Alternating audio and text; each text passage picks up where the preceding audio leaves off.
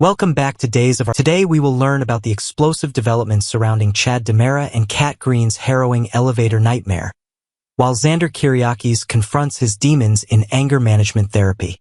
The residents of Salem are in for another roller coaster of emotions as Susan Banks' psychic abilities come under intense scrutiny from skeptical family members. Susan Banks' supernatural encounters create family tension at the prestigious DiMera mansion. Susan Banks finds herself at the center of a heated, supernatural debate. The matriarch's bold declaration that she can communicate with deceased spirits has left both Chad DiMera and EJ DiMera questioning her mental state and newfound abilities. Susan's unwavering conviction that Stefano DiMera's presence permeates the opulent living room has created an atmosphere of unease and skepticism among the family members. EJ, who has witnessed his mother's psychic capabilities firsthand in previous years, finds himself caught between belief and doubt as Susan insists on her ability to bridge the gap between the living and the dead. The tension escalates when Susan reveals disturbing premonitions about imminent danger, leaving Chad particularly unsettled as he struggles to reconcile his logical mind with the possibility of supernatural intervention. Her cryptic warnings about Stefano's spiritual presence suggest that the DiMera patriarch may be attempting to communicate urgent messages from beyond the grave, potentially signaling major upheavals for the family's future. The psychological impact of Susan's revelations extends far beyond simple family discord, as her claims challenge the very foundation of reality for those around her. EJ's nervous demeanor reflects his understanding that his father's spiritual involvement, whether real or imagined, historically signals catastrophic events for everyone in their orbit. Meanwhile, Chad's skepticism battles against his growing concern that Susan's predictions might contain kernels of truth that could affect his relationship with Kat Green and his children's safety. Chad and Kat's elevator crisis deepens their connection following Kat Green's clandestine meeting with Police Commissioner Ray Fernandez in Horton Town Square.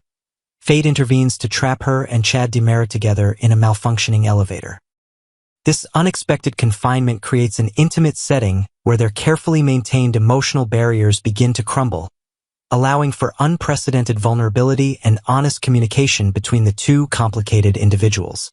The claustrophobic environment forces them to confront their growing attraction while navigating the complex web of secrets that surrounds Kat's true identity and mission in Salem. As the elevator remains suspended between floors, Chad finds himself drawn to Kat's enigmatic personality and the mysterious circumstances that brought her into his life. Their conversation during the crisis reveals layers of emotional depth that neither had previously shared, with Kat struggling to maintain her deceptive facade while genuinely caring for Chad's well-being. The physical proximity and shared danger create an atmosphere of intimacy that threatens to expose Kat's conflicted feelings about her original assignment to manipulate the DiMera family. The elevator malfunction serves as a powerful metaphor for their relationship's precarious position, suspended between truth and deception, genuine affection and calculated manipulation. Chad's growing trust in Kat during their ordeal demonstrates his desperate need for authentic human connection following the traumatic loss of his wife Abigail, while Kat's internal struggle between duty and desire becomes increasingly apparent as she witnesses Chad's genuine vulnerability. Xander's anger management journey begins. Xander Kyriakis faces a pivotal moment in his personal development as he reluctantly embarks on court-mandated anger management therapy. The volatile businessman's agreement to seek professional help represents a significant concession to Sarah Horton Kyriakis, who has made his participation in counseling a non-negotiable condition for their joint custody arrangement involving their daughter Victoria. This therapeutic intervention comes at a crucial juncture when Xander's explosive temper has reached dangerous levels, threatening not only his relationships but also his legal standing within the community. The anger management sessions present Xander with unprecedented challenges as he struggles to confront the deep-seated rage that has defined much of his adult life. His therapist's methodical approach to identifying triggers and developing coping mechanisms forces Xander to examine the traumatic experiences that shaped his violent tendencies, including his complicated relationship with his father Victor Kyriakis and the constant power struggles within the family business. The therapeutic process becomes particularly complicated when Philip Kyriakis' provocative behavior during their business meetings deliberately tests Xander's newfound commitment to emotional regulation. Sarah's unwavering insistence on Xander's participation in therapy reflects her determination to protect their daughter from exposure to his unpredictable outbursts, while maintaining hope for his personal transformation. The custody handoff at Salem University Hospital serves as a stark reminder of the stakes involved, with Victoria's innocent presence motivating Xander to embrace behavioral changes he previously would have rejected outright. His struggle to control his temper becomes a public spectacle when Philip deliberately provokes him during filming sessions for corporate promotional materials, testing the limits of his anger management techniques in real time. Steve Johnson's dangerous investigation unfolds. Private investigator Steve Johnson finds himself entangled in an increasingly complex and dangerous investigation involving Gabby Hernandez's request for intelligence gathering on the Kiriakis brothers. The seasoned detective's initial reluctance to accept the assignment transforms into genuine concern when he discovers that the case could directly impact his daughter Stephanie's safety and well-being. His confidential discussions with wife Kayla Johnson reveal the moral complexity of the situation, as Steve weighs his professional obligations against his paternal instincts to protect his family from potential harm. The investigation's scope expands beyond simple corporate espionage when Steve uncovers connections between Gabby's request and larger criminal enterprises operating within Salem's business community. His methodical approach to gathering evidence reveals disturbing patterns of corruption and violence that threaten to expose multiple prominent families to legal scrutiny and personal danger. The detective's growing unease about the case intensifies when he realizes that Stephanie's romantic involvement with Alex Kiriakis places her at the center of the very conspiracy he's been hired to investigate. Kayla's role as Steve's trusted confidant becomes crucial as she provides emotional support and strategic guidance, while he navigates the treacherous waters of Salem's interconnected criminal networks. Her medical background and psychological insight help Steve analyze the motivations and potential actions of the various players involved in the conspiracy, while her maternal instincts heighten their shared concern for Stephanie's welfare. The couple's private conversations reveal the personal toll that Steve's dangerous profession continues to exact on their family relationships. Stephanie's literary secret threatens to explode Stephanie Johnson's carefully guarded secret about her authorship of the steamy novel One Stormy Night teeters on the brink of public exposure, creating intense anxiety about the potential consequences for her professional reputation and personal relationships. Alex Kiriakis' enthusiastic support for publishing her erotic fiction contrasts sharply with Stephanie's terror about how Salem's conservative community would react to discovering her hidden creative talents. The novel's explicit content and thinly veiled references to real people in her life create the potential for massive social and professional fallout if her identity as the author becomes widely known. Philip Kiriakis' growing suspicion about Stephanie's authorship adds a dangerous element to the situation, as his investigation skills and access to publishing industry connections could easily expose her secret to the entire community.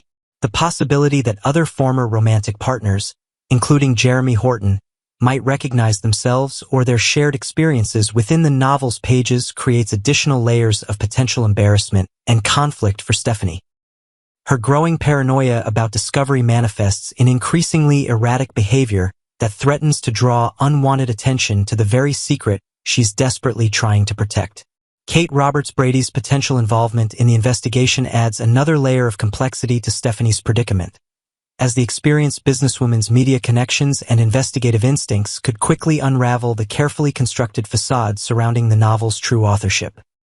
Alex's well-intentioned efforts to promote Stephanie's literary career inadvertently increase the risk of exposure, as his enthusiastic discussions about the book's commercial potential attract the attention of industry professionals who might recognize telltale signs of local authorship. The mounting pressure creates a powder keg situation where Stephanie must choose between embracing her creative achievements and protecting her carefully cultivated public image. The psychological impact of maintaining this secret weighs heavily on Stephanie's mental health, as the constant fear of discovery conflicts with her natural desire for recognition and validation of her artistic talents. Her relationship with Alex becomes increasingly strained as she struggles to balance his supportive encouragement with her terror of public exposure, creating romantic tension that threatens to destabilize their already complicated dynamic. The situation represents a crossroads moment where Stephanie must decide whether to trust in Alex's love and support or continue living in fear of judgment from Salem's judgmental social hierarchy. Next, welcome back to your favorite Salem escape. Today's episode of Days of Our Lives, airing Wednesday, July 30th, 2025, delivers a whirlwind of emotional reckonings, family confrontations, and the raw heartbreak of life-altering decisions. It's an episode that tugs at the heartstrings, especially for those who have ever been caught between duty and desire, family and independence, or love and loss. Glowing Star: A Quiet Morning Interrupted. Holly and Maggie reflect on loss and renewal. The episode begins on a serene note, with Holly and Maggie sharing a rare moment of peace at home. The calm in the room is almost sacred, a much-needed reprieve after the chaos of recent weeks. They're talking about the return of Julie's treasured necklace, an item steeped in family history, and how Doug heroically managed to retrieve it.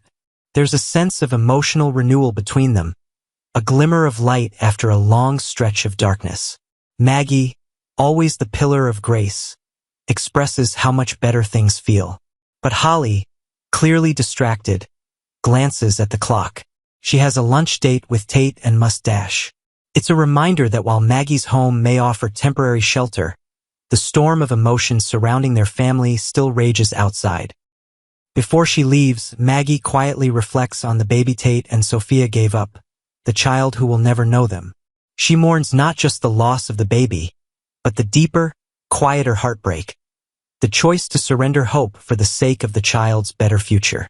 When Sarah walks in, that fragile piece begins to unravel. Broken heart Sarah's return. Torn between duty and heartache, Sarah's arrival is hesitant. Her body is in the room, but her heart is miles away. She apologizes for cutting her trip short but makes it clear that the kidnapping of Ari and Holly was reason enough. What vacation could survive such a terrifying event? She shifts the conversation to Victoria. Sarah and Xander have finally reached a joint custody agreement, and while this brings some legal stability, it signals the end of their marriage. Her voice trembles with grief. She admits the truth. Their love simply can't withstand the pressures life has piled on them. And yet, there's a strange sense of liberation in this ending. It's the paradox of freedom through loss. Just then, Sarah's maternal instincts flare as she brings up Sophia's sudden relocation to Chicago, a move suspiciously timed so close to her due date. Sarah has heard Brady's version of events, but she wants to understand it herself. Holly shares that Tate is heartbroken, unable to see his own son, and Sarah's face clouds with concern. Holly, not wanting to dwell, abruptly leaves. But not before Maggie makes her promise to text upon arrival. Candle in the shadows. Sophia's private grief. Meanwhile, in a dim, modest room in Chicago, Sophia lies curled on her bed, emotionally and physically drained. Her phone buzzes with a message from Tate, asking if she's heard from her foster parents or has any baby photos. She whispers quietly, a heartbreaking plea. Please let this go, Tate, for both our sakes. The weight of what she's been through hangs in the air like smoke. Her silence speaks volumes. A young woman caught between her love for a child she can't raise and the boy she's trying to protect from a future of regret and pain. Her mother, Amy, enters and instantly becomes irritated to find her daughter still in bed. You're not pregnant anymore, Sophia. Time to move on, she says coldly. But Sophia can't simply move on. She's not just mourning the baby. She's mourning a piece of herself she had to give away. Amy accuses her of being selfish, of running off to Chicago and giving the baby away without including anyone in her decision. Not even Tate. Neither of us got to hold him, Amy cries. That's when Sophia finally breaks. What about me, Mom? She says, her voice trembling. You think this was easy for me? This is my life. I did what I had to do. Revolving hearts, a mother's regret, a daughter's strength. Amy pauses, finally registering the pain in her daughter's eyes. The realization crashes over her. She made this about herself and forgot to truly see Sophia. Slowly, she sits on the bed and apologizes. I just didn't want to admit how much you were hurting, she says, eyes glossy. In a rare moment of mutual vulnerability, Sophia breaks down and throws her arms around her mother. I loved my baby. I still do. But knowing he's safe, it's the only thing helping me stay sane. Amy whispers through tears, that's exactly how I feel about you. For a while, they sit together, holding each other through the pain.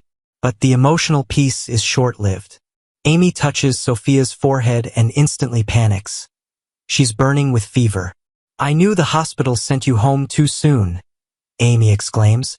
Sophia insists she's fine, that rest is all she needs.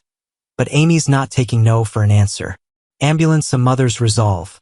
The hospital awaits Amy, insists they head straight to the hospital.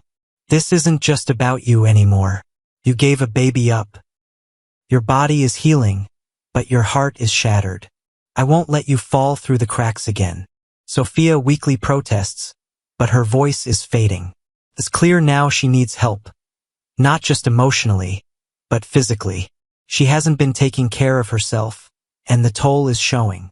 As the scene closes, Amy wraps her coat around her daughter, helping her up. We'll get through this together, she says firmly, guiding Sophia out of the room, perhaps for the first time truly acting like the mother Sophia has always needed her to be. Cloud with rain. Final thoughts. When the rain falls, Salem stands together. Today's episode was one of profound emotional reckoning. It reminded us that loss takes many forms: marriage, motherhood, control, and identity. Whether it was Sarah's heartbreak over Xander, Maggie's silent mourning of her grandchildren, or Sophia's desperate attempt to find peace after adoption, days of our lives laid bare the painful truths families must face when love isn't enough to hold things together. But it also showed us something else, that when people choose to understand instead of judge, when they choose to listen instead of blame, healing can begin. So as we await the next turn of the hourglass, we hold our breath and hope for Sophia's recovery, for Tate's heart to mend, for Sarah to find herself, and for the unshakable love that always seems to pull Salem's families back from the brink.